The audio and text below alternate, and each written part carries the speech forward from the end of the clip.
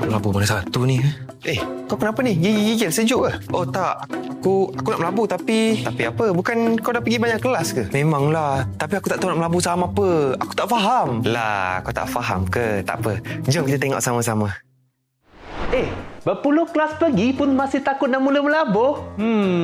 Jangan takut. Sekarang ni semua dah mudah tau. Untuk 15 minit seterusnya, tolong jangan alihkan siaran anda. Saya Daniel Lim Dan saya Alif Mazli. Kami jurulatih kewangan profesional yang bertauliah dan anda sedang menonton Bijak Labur. Kami ada hadiah untuk diberikan tapi anda kena tunggu sehingga ke akhir rancangan. Ini adalah platform FinEduTech yang menggabungkan aspek pendidikan dan teknologi aplikasi analisa saham yang unik. Mudahnya melabur saham tanpa guna carta teknikal. Bijak, mudah dan pantas. Ini Bijak Labur.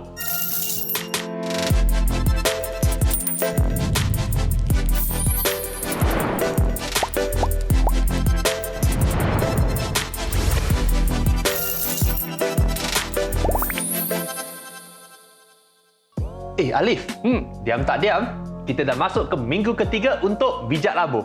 Ya Daniel, dan saya harap para pelabur bijak yang sedang menonton dapat banyak ilmu dari perkongsian tentang saham.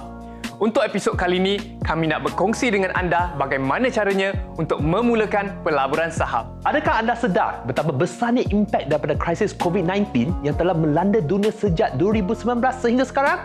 Dan Alif, kita bukan cerita impaknya pada negara kita saja, tetapi seluruh dunia merasakan kesannya.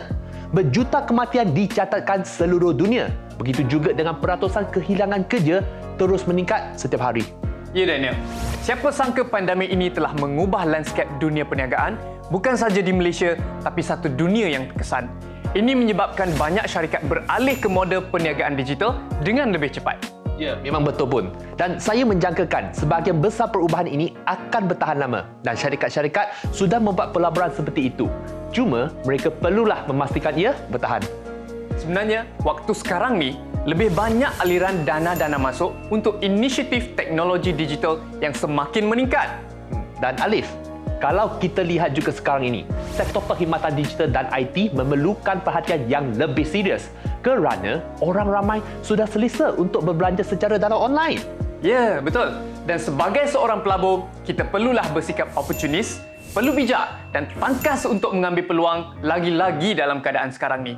Nak tahu apakah asas untuk memulakan pelaburan? Kita jumpa selepas ni. Jangan lupa layari laman sesawang kami www.bijaklabur.com untuk maklumat lanjut berkenaan kelas dan latihan dan ikuti kami di Facebook, TikTok dan YouTube Bisyariah. Jumpa lagi. Kita dapat lihat bagaimana COVID-19 telah mendorong atau push factor kepada syarikat dalam mengatasi cabaran-cabaran perniagaan menerusi teknologi. Dan perkembangan ini telah mengubah landscape perniagaan selama-lamanya. Penggunaan digital telah mengalami lonjakan kuantum di kedua-dua peringkat organisasi dan juga industri. Malah, kerajaan juga menggalakkan pendigitalan dan teknologi 5G menerusi peruntukan yang diumumkan dalam bajet 2022 baru-baru ini. Para pengguna pula telah bergerak secara dramatik ke arah saluran dalam talian dan syarikat serta industri telah bertindak balas secara berperingkat. Jadi begitu juga dengan dunia pelaburan.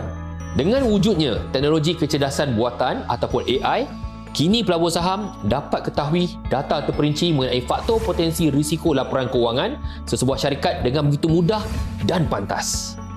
Ia seolah-olah seperti mempunyai seseorang pembantu kewangan yang dapat membantu pelabur untuk memberitahu maklumat penting area-area yang syarikat perlu baiki. Apatah lagi dengan bantuan teknologi, pelabur dapat mengetahui berapa banyak pegangan saham yang dimiliki oleh pelabur-pelabur besar, pihak pengurusan serta institusi-institusi dan juga dana pelaburan. Selain daripada itu, pelabur juga dapat kenal pasti pesaing-pesaing sesuatu syarikat dalam industri yang sama. Jadi sedikit sebanyak, kemudahan data seperti ini dapat membantu para pelabur untuk buat perbandingan dalam membuat keputusan terbaik sebelum mula melabur saham. Nampak tak bagaimana teknologi digital dapat membantu pelabur saham masa kini dengan aliran sumber maklumat yang telus, boleh dicapai dengan mudah dan pantas.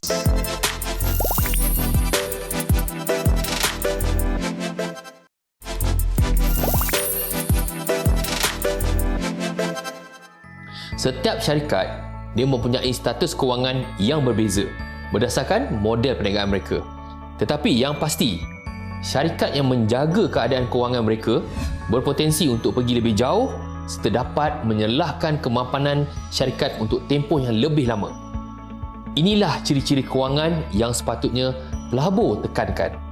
Bayangkan sebuah syarikat yang mempunyai jualan yang konsisten dengan pengurusan yang cekap dan efisien. Jualan tersebut dapat diterjemahkan kepada peringkat aliran tunai bebas yang berkembang. Maknanya, syarikat ada duit lebih untuk menambah aset syarikat. Tambahan pula, syarikat yang mempunyai pengurusan hutang yang baik tak perlu nak tanggung kos hutang yang tinggi. Sedikit sebanyak dapat pelihara keuntungan yang lebih baik. Macam mana? Boleh faham kan? Anda teringin tak nak jadi pemilik syarikat ni? Kalau ya, anda perlukan akaun CDS. Akaun CDS ni tujuannya adalah untuk jual, beli saham. Untuk memulakan pelaburan di pasaran saham, anda boleh ikut 2 langkah mudah ni. Yang pertama, pilih dan buka akaun pelaburan dan CDS. Dan kedua, tetapkan anggaran untuk pelaburan saham anda. Pelabur baru sering mempunyai 2 soalan dalam proses ni, Daniel. Dan untuk tahu lebih lanjut, jom kita tengok ni.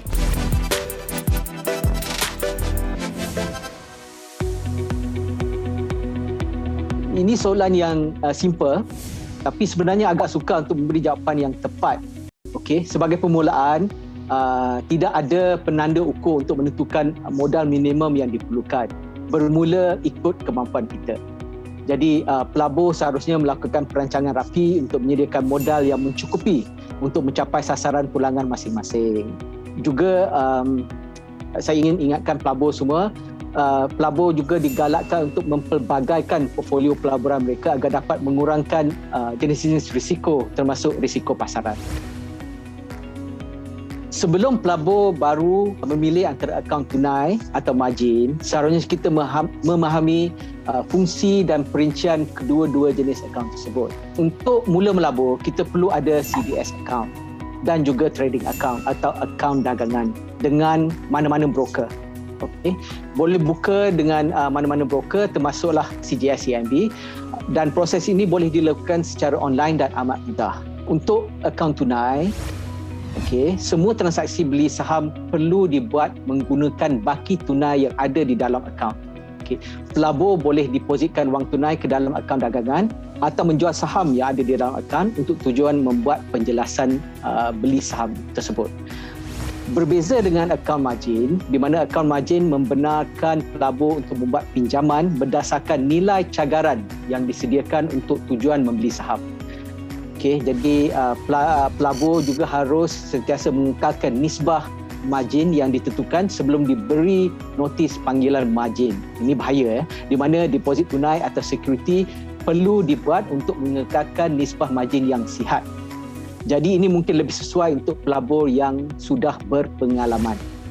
Untuk pelabur baru, saya mencadangkan akaun tunai untuk mula berdagang, dan broker-broker termasuk kami selalunya menawarkan akaun tunai dengan kadar pembrokeran yang amat rendah. Contohnya untuk CGS CIMB, charge-nya ialah RM8 atau 0.08% sahaja. Dan yang penting, pelaburan anda hanyalah mengikut jumlah tunai yang anda laburkan. Jadi ini dapat mengelakkan daripada anda berdagang lebih dari kemampuan anda. Berapa banyak kos yang terlibat dalam belian dan jualan sesuatu saham? Bergantung kepada pasaran sebenarnya. Untuk pasaran di Malaysia, terdapat charge transaksi yang harus dipertimbangkan. Pertama, charge pembrokeran ataupun brokerage charge. Sebagai contoh, untuk akaun tunai, ini hanyalah contoh ya, 0.08% untuk transaksi online. Lepas itu kita ada kedua, duty saham atau stamp duty. Ketiga, fee penjelasan atau clearing fee. Jumlahnya hanyalah 0.03%. Jadi jumlah kos itu adalah masih rendah. Kos yang dikenakan tidak sama sekali menjadi penghalang untuk pelabur-pelabur baru mendapat keuntungan di bursa saham. Ini kerana kos-kos terlibat adalah amat kecil dari segi peratusannya ke atas jumlah pelaburan anda. charge pembrokaran yang kami tawarkan adalah antara yang terendah di pasaran. Oleh itu kami yakin pelabur baru berpeluang untuk mendapat keuntungan di bursa saham. Langkah pertama, setelah anda menilai modal dan juga membuat perancangan mengenai maklumat pelaburan anda adalah membuka akaun trading atau akaun pelaburan dengan mana-mana broker dan juga membuka CDS account. Ini dua akaun ni amat penting untuk anda memulakan pelaburan anda. Jadi trading account ni bila sudah dibuka, anda boleh depositkan duit atau modal anda, dan bila anda sudah bersedia untuk membeli dan melakukan transaksi, saham-saham yang anda beli akan dimasukkan ke dalam CDS account anda.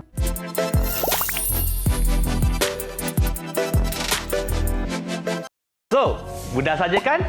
Ingat, nak labur saham kena ada mentor untuk elakkan banyak kerugian, dan untuk dapatkan penjelasan yang lebih baik, anda boleh ke www.bijaklabur.com. Ikuti juga kami di Facebook, TikTok dan YouTube V Syariah. Ini adalah platform FinEduTech yang menggabungkan aspek pendidikan dan teknologi aplikasi analisa saham yang unik. Mudahnya melabur saham tanpa guna carta teknikal. Bijak, mudah dan pantas. Ini Bijak Labur. Jumpa lagi. Bye.